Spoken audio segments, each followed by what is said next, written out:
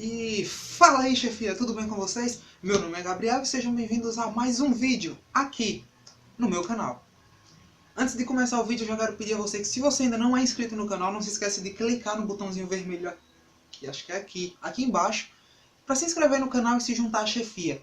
Se você gostar desse vídeo também, larga um gostei aí embaixo, ajuda muito, ajuda pra caramba, é sério. Pois bem, no vídeo da semana passada a gente falou sobre a Primeira Grande Guerra, ou Primeira Guerra Mundial. Se você não assistiu ele, eu vou deixar ele no link aqui na descrição, o primeiro link da descrição, ou no cardzinho que vai estar aparecendo aqui em cima. Dando continuidade ao vídeo da semana passada, hoje iremos falar sobre a Segunda Grande Guerra. E sim, vocês vão continuar me ouvindo falar Grande Guerra ao invés de Guerra Mundial. E torno a repetir, ignorem esse fato.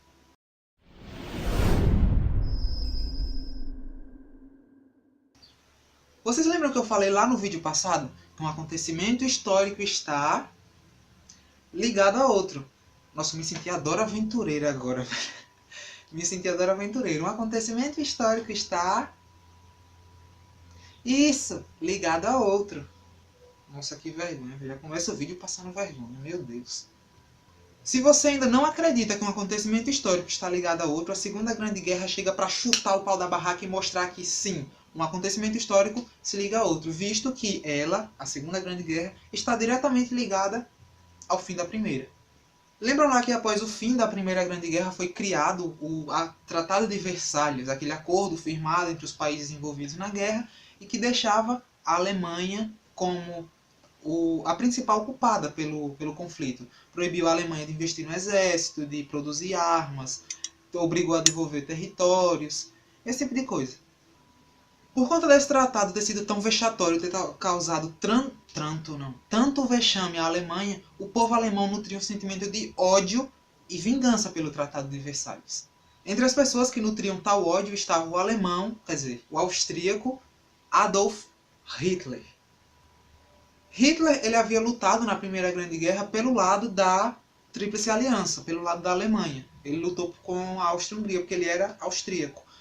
E ele tendo lutado pelo lado da Tríplice Aliança, ele foi um dos perdedores. Foi um dos perdedores da guerra. Só que mesmo ele sendo austríaco, ele nutria um grande amor pela Alemanha. Ele era apaixonado pela Alemanha. Tanto que em 1921, 3 anos após o final da guerra, Hitler ele se tornou líder do Partido Nazista na Alemanha. Não, espera aí. Hitler se tornou líder do Partido Nazista em 1921, mas em 1921 já existia o nazismo. Sim, o nazismo ele já existia, mas ele ainda não era algo tão forte como ele viria a se tornar na década de 30, a partir de 1932 exatamente. O termo nazi é um termo que acaba causando muita confusão, acaba confundindo muita gente, porque muitos pensam que o termo nazi é utilizado para definir o tipo de governo pregado por Hitler, quando na verdade não é.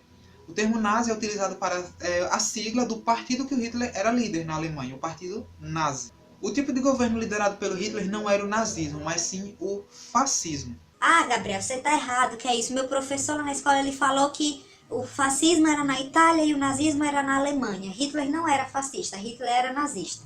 Sim, de fato, o fascismo era de lá da Itália, só que o governo liderado pelo Hitler era fascista porque o fascismo nada mais era do que um movimento totalitário de extrema direita surgido na Itália. E Hitler, se a gente for parar para pensar, o governo dele lá na década de 30, ele era totalitarista, já que só o partido dele existia, era de extrema direita, só que não era na Itália, era na Alemanha, a única diferença entre os dois. E volto a repetir, nazi é utilizado para definir apenas a sigla do partido de Adolf Hitler. Tal movimento, que é o fascismo, acabou vindo a inspirar inúmeros outros movimentos ao redor do mundo, como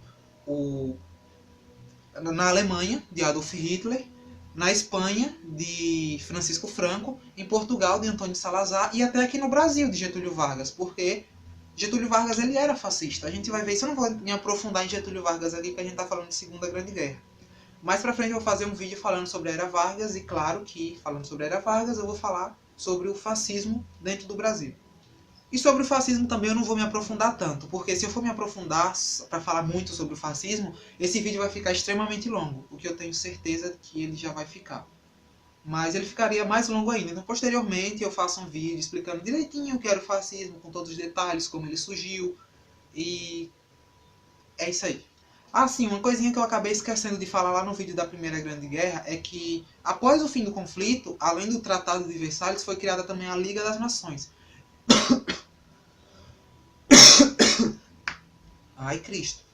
Foi criada também a Liga das Nações, que era tipo a ONU daquela época, que era uma organização responsável por manter a paz entre os países do mundo. Todos os países que se envolveram na Primeira Grande Guerra fizeram parte desse grupo. Pois bem, voltando lá a Hitler, em 1923 ele tentou chegar ao poder na Alemanha, só que ele tentou chegar ao poder através de um golpe. Acabou não dando certo esse golpe dele, e ele foi preso no mesmo ano, em 1923, e sendo posteriormente liberto em 1925. Mas aí beleza, o tempo foi passando, a Itália já havia se tornado fascista lá em 1922 com Benito Mussolini, Hitler ainda tentava chegar ao poder na Alemanha, mas não conseguia. Eis que em 1929 a Bolsa de Nova York quebra. Quer dizer, ela quebra não, ela entra em crise. A crise da Bolsa de Nova York, ela entra em colapso. Com essa crise da Bolsa, todos os países de economia capitalista foram abalados. E a Alemanha era um país de economia capitalista. Logo, a Alemanha, que já estava falida, acabou de ir direto para o fundo do poço. E isso, claro, foi bom para quem estava tentando chegar ao poder, que era Adolf Hitler. Ele viu que o tipo de governo americano não estava dando certo, o governo liberal. Então ele chegou e disse, não, mas Alemanha, por favor, o liberalismo lá não está dando certo, tenta implantar o meu tipo de governo, por favor, é só isso que eu peço, mais nada, eu juro, por favor. E ele chegou a conseguir isso quando em 1932 ele ascendeu do verbo subir, não do verbo ascender, ele ascendeu ao poder em 1932 e se tornou chanceler alemão. Lembra do golpe lá que ele tentou aplicar em 1923 e foi preso? Então, 10 anos depois, em 1933, ele aplicou um novo golpe e dessa vez ele conseguiu. Ele transformou o partido nazista em único partido existente dentro da Alemanha. Em 1934, então, Hitler já era visto como líder supremo da Alemanha. Ele era o chefe máximo da Alemanha e também o único, porque só existia o partido dele. Ninguém iria tentar disputar contra ele. As promessas de Hitler se caracterizavam por transformar a Alemanha novamente em uma grande potência, tirando ela da miséria. Ele conseguiu isso oferecendo empregos à população e também investindo no exército. Mas qual foi a medida pensada por Hitler? Bom, Hitler pensou, a gente quer um exército forte, a população quer emprego. O que é que a gente vai fazer? Vamos dar emprego para a população produzindo armas. Porque aí a gente, ao mesmo tempo que o povo vai trabalhar, vai ter emprego, vai sair da crise, a gente vai estar fortalecendo o nosso próprio exército. Com isso, Hitler e a Alemanha foram ficando mais poderosos, e cada vez mais poderosos, e ele passou a anexar novos e novos territórios ao poder alemão. Mas espera aí, Gabriel, espera aí. Você falou lá no vídeo da Primeira Guerra que o Tratado de Versalhes proibia a Alemanha de investir no exército. Verdade, eu falei que a Alemanha realmente estava proibida de investir no exército. Só que a França e a Inglaterra não mexiam com a Alemanha, por quê? Porque elas tinham um objetivo com a Alemanha. E por isso que eles foram deixando, não, deixa a Alemanha lá, ela vai conquistando os territórios dela, deixa ela lá. A gente tem um objetivo para ela, a gente está lucrando com a Alemanha conquistando esses territórios. Lembra lá que na Primeira Guerra, em 1917, a Rússia saiu por conta da Revolução Russa, que estourou lá no país e tal. Então, essa revolução acabou implantando na Rússia o regime socialista comunista. Ele derrubou a monarquia e implantou um novo regime. E a França e a Inglaterra, elas odiavam o comunismo, odiavam a União Soviética. E aí, vamos lá. Vocês já conseguem ver uma questão de interesse aí. A Alemanha odiava a União Soviética. A França e a Inglaterra odiavam a Alemanha e odiavam a União Soviética. Eles pensaram que, não, a Alemanha é inimiga da União Soviética e é nossa inimiga também. Mas se ela é inimiga da nossa inimiga, tecnicamente ela se torna nossa amiga. Então vamos deixar ele lá. Porque ele vai conquistando territórios, e cada território que Hitler assume como Hitler é capitalista, cada território que ele anexa à Alemanha, esse território se torna capitalista, e a União Soviética não vai tentar tomar esse território porque a Alemanha é muito poderosa. Então ele está espalhando o capitalismo pelo mundo e impedindo que o comunismo avance. Deixe Hitler lá, beleza? E assim fizeram. Eles foram deixando Hitler conquistar territórios, Hitler tomar territórios, eles foram deixando. E o maior objetivo de Hitler era conquistar a Polônia, porque a Polônia, ela literalmente, ela dividia a Alemanha no meio, o chamado corredor polonês. E isso era ruim para finanças da Alemanha e tal, governar um país dividido em dois. E esse era o objetivo de Hitler. Não, a gente quer tomar a Polônia porque a gente transforma essa bagunça toda, uniformiza isso tudo, vira tudo um país só. A França e a Inglaterra não queriam deixar de maneira alguma que Hitler tomasse a Polônia. Então eles fizeram um acordo. Eles chegaram e disseram a Hitler, é o seguinte, você quer a Polônia, mas a gente não pode lhe dar a Polônia. A gente lhe dá aqui a Tchecoslováquia, você quer? A gente lhe dá a Tchecoslováquia, você deixa a Polônia quieta. Isso foi em 1935. Aí Hitler foi e disse, não, a Tchecoslováquia de fato é um território bacana para mim. Tem os guetos lá dos judeus, eu vou poder matar todo mundo. Então eu vou querer sim, eu quero a Tchecoslováquia. E em 1935 eles assinaram esse acordo, a França e a Inglaterra deram a Tchecoslováquia para a Alemanha, e a Alemanha prometeu deixar a Polônia quieta. E nesse meio termo, nesse mesmo ano, 1935, eles criaram, a Alemanha se uniu à Itália e se uniu ao Japão, criando assim o eixo Berlim, Roma, Tóquio. Lembre bem da palavra, eixo, será essa palavra que será usada para definir o nome desse grupo na Segunda Grande Guerra. E também eles entraram na guerra, lembre lá, Alemanha e Japão estavam na Primeira Guerra, então eles faziam parte da Liga das Nações. Liga das Nações que era para manter a paz no mundo. E em 1936 a Alemanha e o Japão simplesmente saíram. Quer dizer, em 1936 a Alemanha saiu, em 1937 o Japão saiu. A gente já pode pensar por aí. A Liga das Nações era para manter a paz no mundo. A Alemanha saiu e o Japão saiu. Esses bichos estão querendo guerra. Mas lembra lá? Estava impedindo que o comunismo avançasse. Então deixa, vai deixando, vai. Deixa ele lá, deixa ele livre. Ele faz o que ele quiser. Pois bem, 35 passou, 36, 37, 38. A Alemanha foi anexando territórios. A França e a Inglaterra foram deixando. Em 1939, a União Soviética e a Alemanha firmaram mais um acordo. Dessa vez o acordo de Ribbentrop-Molotov. O Tratado de Ribbentrop-Molotov era muito parecido com o mesmo tratado assinado lá na Primeira Grande Guerra, o Tratado de Brest-Litovsk. Eu espero que eu esteja falando o nome desse tratado certo, porque eu nunca sei falar o nome dessa preula. O Tratado de Brest-Litovsk, que era um tratado de não agressão. Eu não ataco você, você não me ataca. Agora eles firmaram o Tratado de Ribbentrop-Molotov, que era a mesma coisa. Olha aí, União Soviética. Na época era a Rússia, né? Agora, olha só a União Soviética. Vamos assinar esse acordo aqui. Eu não mexo com você lá. E você não mexe comigo aqui. Ok? Ok. Aí Hitler foi crescendo e ele tinha sede de poder. Lembra que ele firmou lá em 1935 o acordo com a França e a Inglaterra de que não atacaria a Alemanha? A sede de poder de Hitler fez ele mudar de ideia. E aí ele chegou para a Polônia e foi e disse, Polônia, é o seguinte.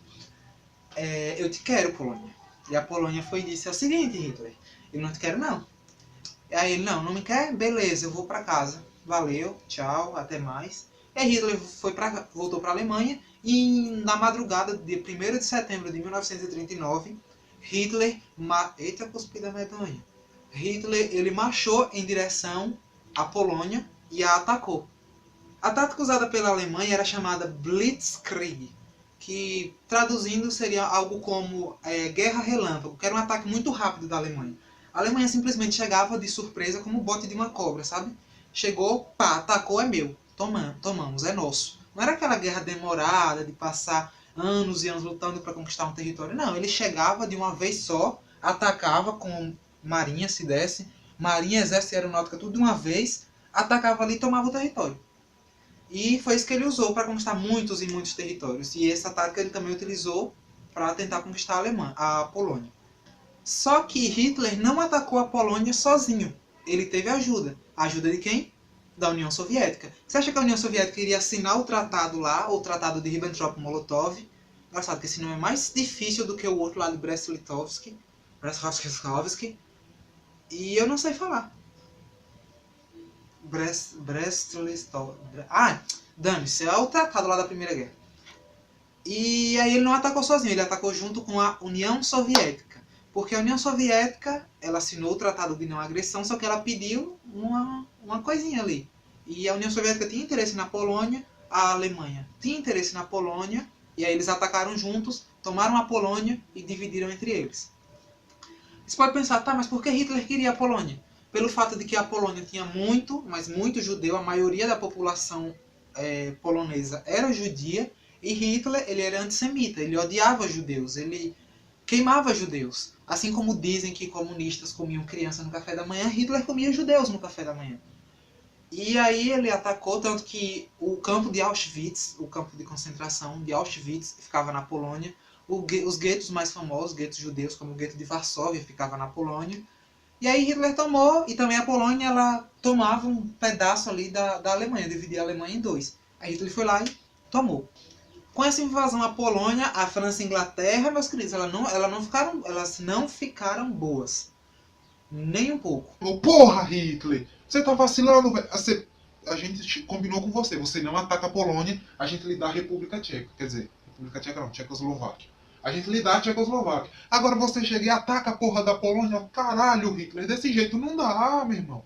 Não dá. Assim, já que você atacou, vamos declarar guerra a você. E desse jeito estava deflagrada a Segunda Grande Guerra. Por conta do ataque de Hitler à Polônia, França e Inglaterra declararam guerra à Alemanha. A guerra inicialmente foi declarada somente à Alemanha, não à Itália e ao Japão. A Alemanha começou a guerra contra a França e a Inglaterra lutando sozinha. E ela lutou bem. Lutou tão bem que em 1940, pouquíssimo tempo depois da guerra ter sido deflagrada, a Alemanha invadiu a França, a tão poderosa França, e derrotou ela. A Alemanha havia derrubado a França.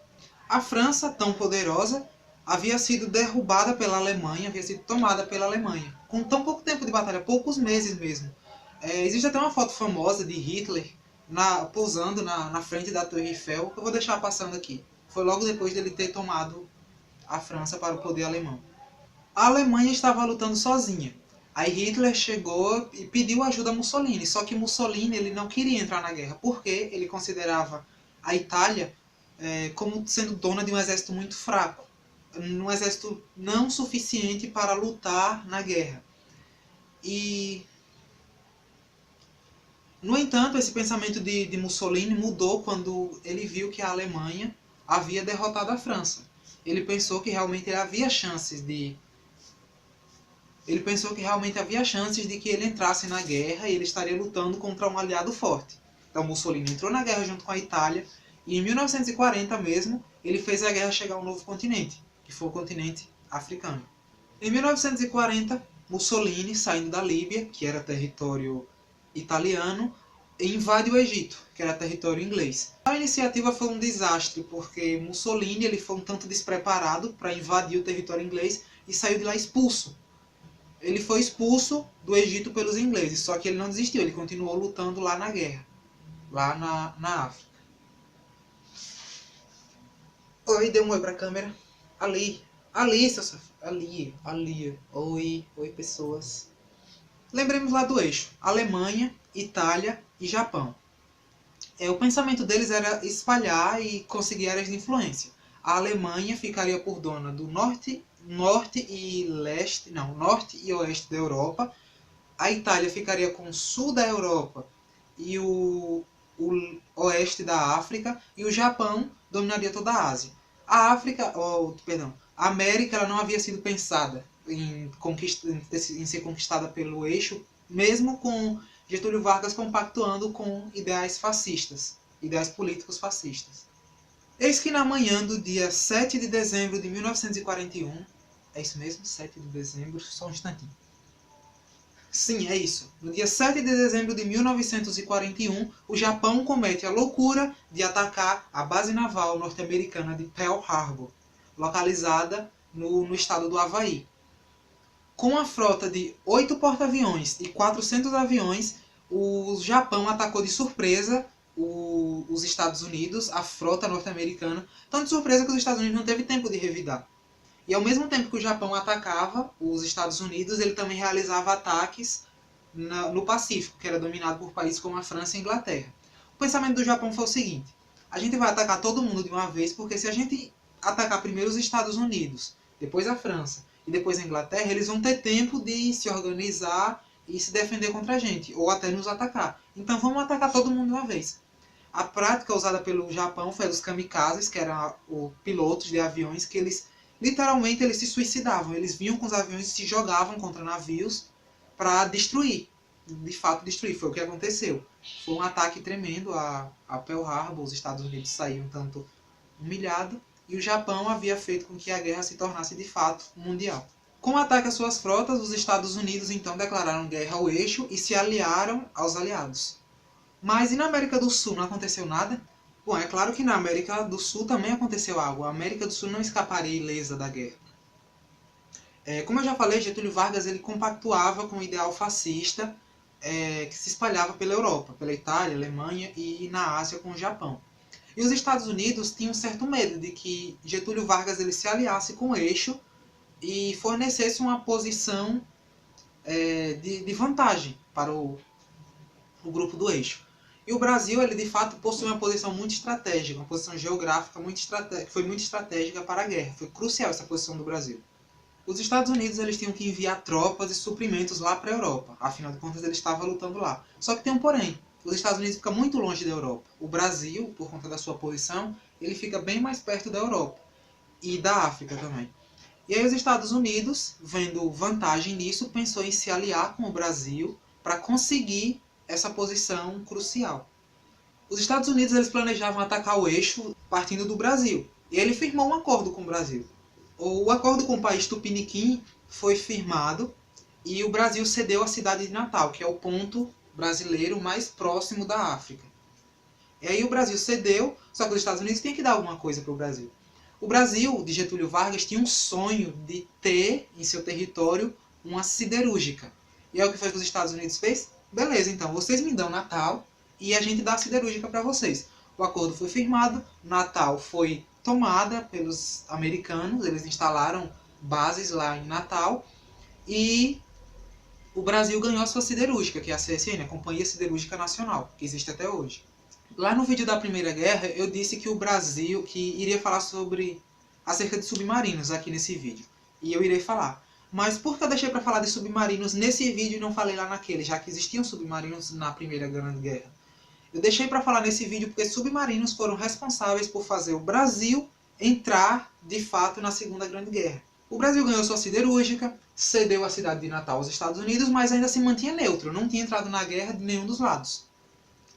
Tudo mudou quando os submarinos alemães passaram a bombardear navios brasileiros aqui na costa brasileira. Entre os anos de 1942 e 1944, cerca de 35 navios brasileiros foram afundados. Muitos desses ataques ocorreram aqui no estado de Sergipe, estado maravilhoso, onde eu resido. Foi mais precisamente lá na cidade de Aracaju, mais precisamente ainda no ponto em que o rio Sergipe desemboca no mar. E também ocorreram ataques em outras regiões do Brasil, como lá no Rio de Janeiro, navios foram afundados lá, mas muitos deles ocorreram de fato aqui em Sergipe, lá na foz do Rio Real, do rio Sergipe. Quer dizer, é foz? Eu não sei, eu não manjo de geografia.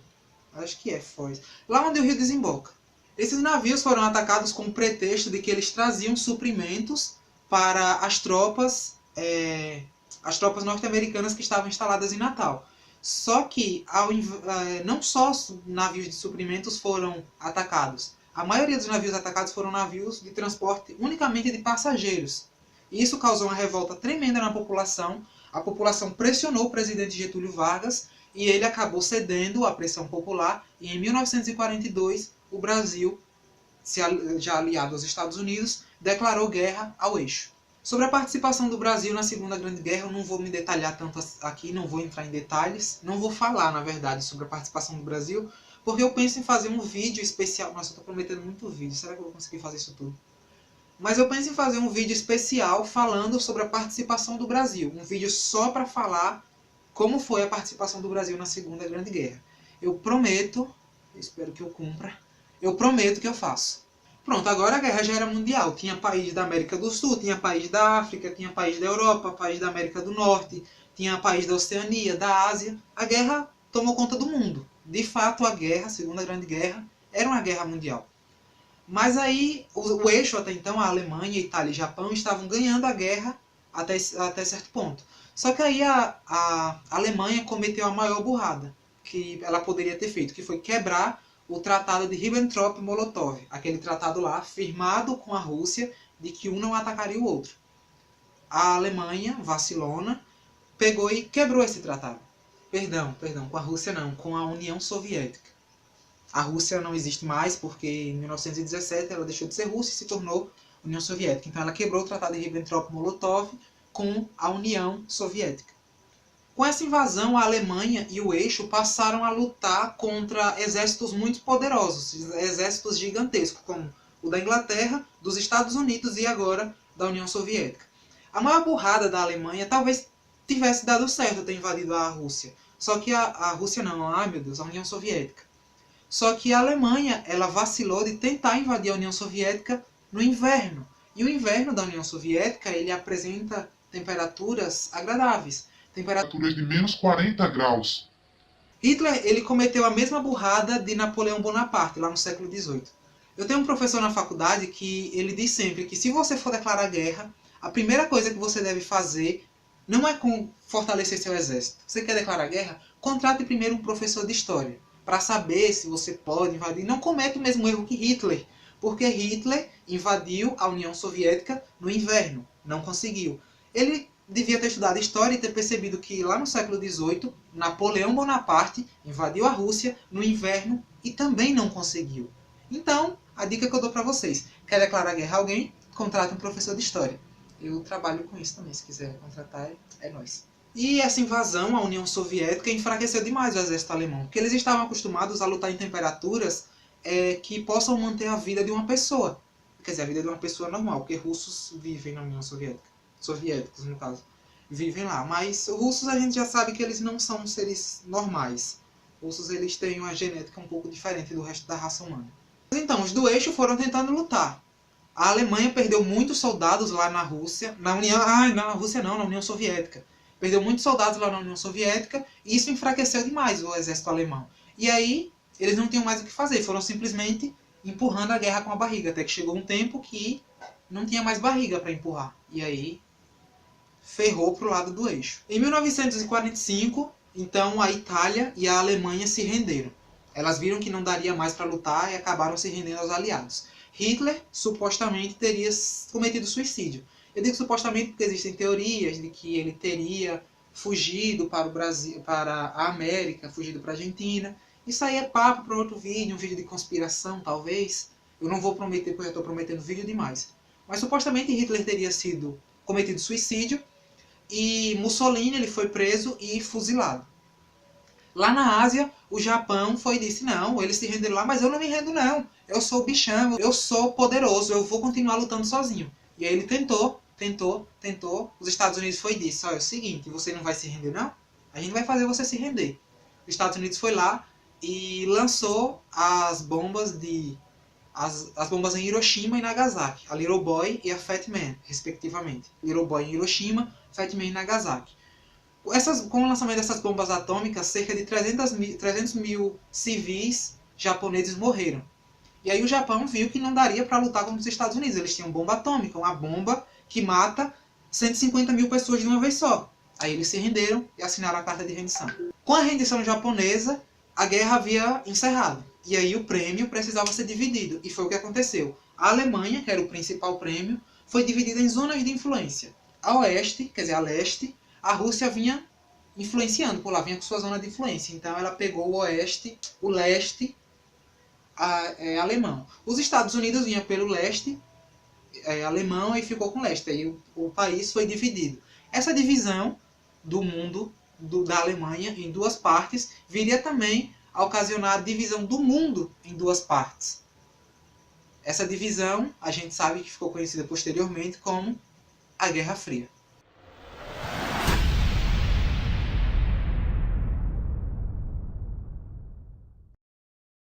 Então, no mais é isso. Eu espero que vocês tenham gostado do vídeo e que eu, com minha explicação tanto quanto ansiosa, eu não tenha deixado vocês não tenha deixado o assunto mais complicado para vocês.